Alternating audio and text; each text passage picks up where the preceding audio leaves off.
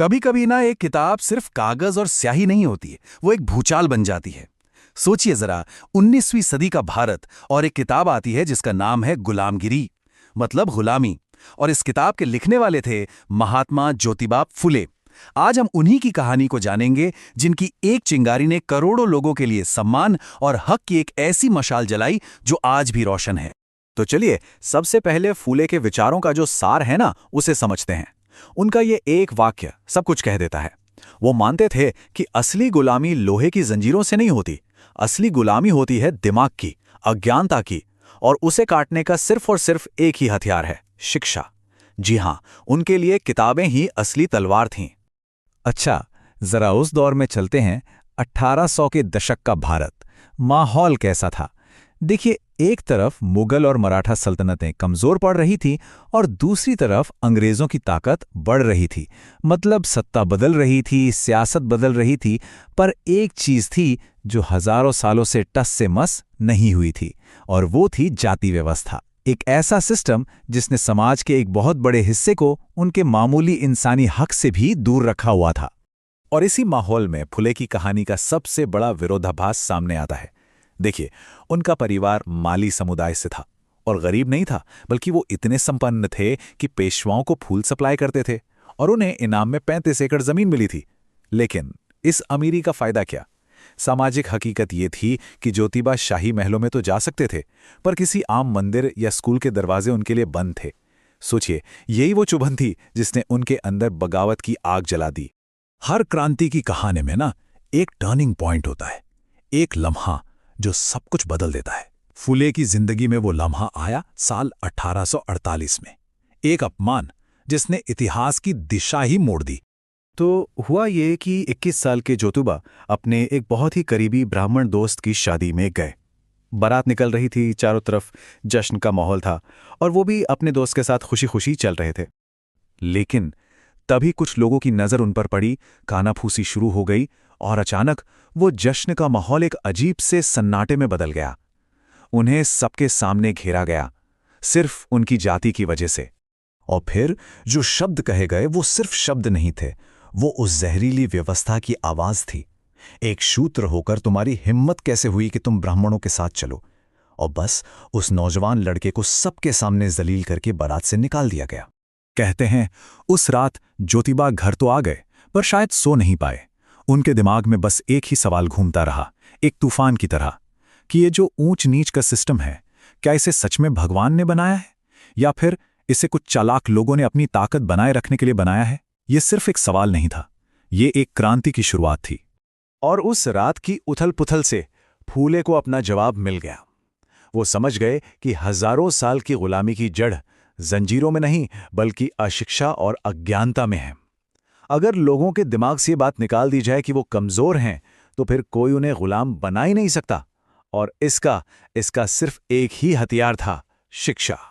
फूले के इन शब्दों को देखिए जरा, कितनी गहरी बात कही है उन्होंने।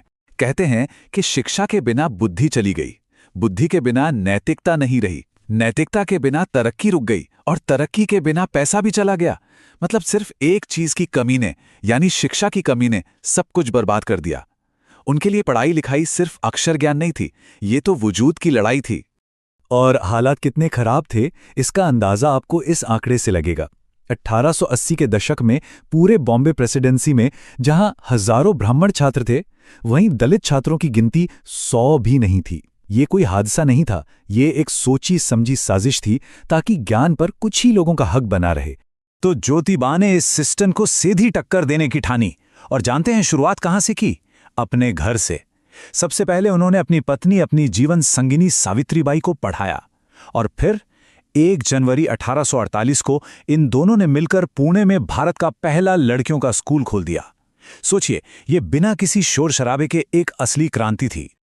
और जरा उस समाज का दोहरापन देखिए।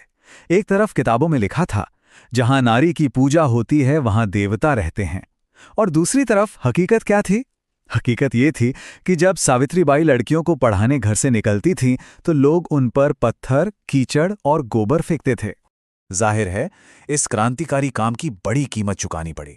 समाज के दबाव में आकर ज्योतिबा के अपने पिता ने उन्हें और सावित्रीबाई को घर से निकाल दिया। जब अपनों ने दरवाजे बंद कर दिए तब दोस्ती काम आई। उनके दोस्त उस्मान शेख और उनकी बहन फातिमा शेख ने उन्हें सहारा दिया, अपने घर में पनाह दी, और फातिमा शेख वो सावित्रीबाई के साथ मिलकर पढ़ाने लगी और इस तरह भारत की पहली मुस्लिम महिला टीचर बनी। पर ज्योतिबा फूले का काम सिर्फ स्कूल खोलने तक ही नहीं रुका। अरे नहीं, उनकी लड़ाई तो क्लासरूम की दीवारों से कहीं ज्यादा बड़ी थी। वो तो पूरे सामाजिक ताने बाने को ही बदलना चाहते थे। जरा उनके कुछ और काम देखिए। 1868 में जब छुआछूत का जोर था, उन्होंने अपने घर की पानी की टंकी उन जातियों के लिए खोल दी जिन्हें अछूत माना जाता था। उन्होंने विधवाओं के बाल मुंडवाने की बेरहम रस्म के खिलाफ नाइयों की हड़ताल करवा दी। बेसहारा गर्भवती विधवाओं के लिए अपने ही घर में बाल हत्या प्रतिबंधक गृह खोला, और तो और एक ब्राह्मण विधवा के बेटे को गोद लिया और उसे अपना वारिस बनाया। ये सिर्फ सुधार नहीं थे, ये उस सिस्टम पर सीधी चोट थी। अपने इन विचारों को एक आंदोलन बनाने के लिए 1873 में उन्होंने बनाया सत्यशोधक समाज, यानी सच को खोजने वालों का समाज। और इसका सिद्धांत बहुत सीधा और बहुत क्रांतिकारी था कि भगवान और इंसान के बीच किसी पुजारी, पंडित या किसी भी बिचौलिए की कोई जरूरत नहीं है। हर इंसान एक ही बनाने वाले की संतान है। ये उस वक्त की धार्मिक सत्ता को सीधी चुनौती थी। तो सवाल ये है कि फूले ने जो मशाल जलाई थी, उसकी रोशनी आज के भारत तक कैसे पहुंची? चलिए इस कनेक्शन को समझते हैं। इसकी सबसे मजबूत कड़ी हैं डॉक्टर B.R. अम्बेडकर। जी हां, भारत के संविधान निर्माता। वो ज्योतिबा फूले को अपना तीसरा गुरु मानते थे। उन्होंने अपनी एक किताब शूद्र कौन थे फूले को ही समर्पित की और उन्हें आधुनिक भारत का महानतम शूद्र कहा। ये दिखाता है कि कैसे एक पीढ़ी के विचार दूसरी पीढ़ी के लिए प्रेरणा बनते हैं। और अब आता है इस कहानी का सबसे शानदार मोड़। आज जब हम भारत का संविधान खोलते हैं तो उसकी प्रस्तावना में 3 शब्द सबसे ज्यादा चमकते हैं: समानता, स्वतंत्रता और बंधुत्व। पता ये शब्द कहां से आए? इनकी सीधी गूंज हमें ज्योतिबा फूले के सत्यशोधक समाज के सिद्धांतों में मिलती है। मतलब एक इंसान ने जो लड़ाई 150 साल पहले शुरू की थी, वो आज हमारे लोकतंत्र की बुनियाद है। फूले ने अपनी किताब गुलामगिरी से उस दौर की सामाजिक गुलामी पर चोट की थी। तो आज हमें यह सोचने की जरूरत है कि क्या हम सच में आजाद हो गए हैं, या फिर आज भी परंपरा, अंधविश्वास या भेदभाव के नाम पर हमारे दिमाग में कई तरह की गुलामियां मौजूद हैं, जिनसे लड़ने के लिए शायद हमें आज के दौर के एक नए फूले की जरूरत है।